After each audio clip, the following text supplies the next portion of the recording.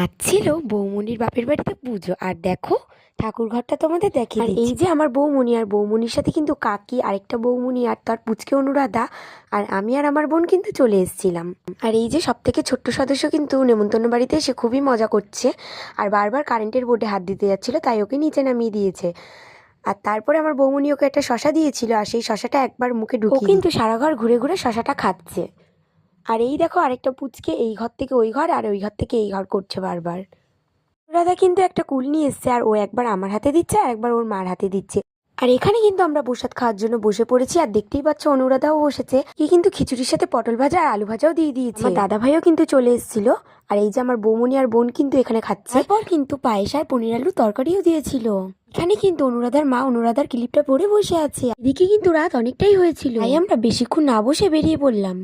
আর এইদিকে দেখো অনুরাধা কিন্তু অনুরাধার বাড়িতে চলে যাচ্ছে, তাই টাটা দিয়ে দিচ্ছে।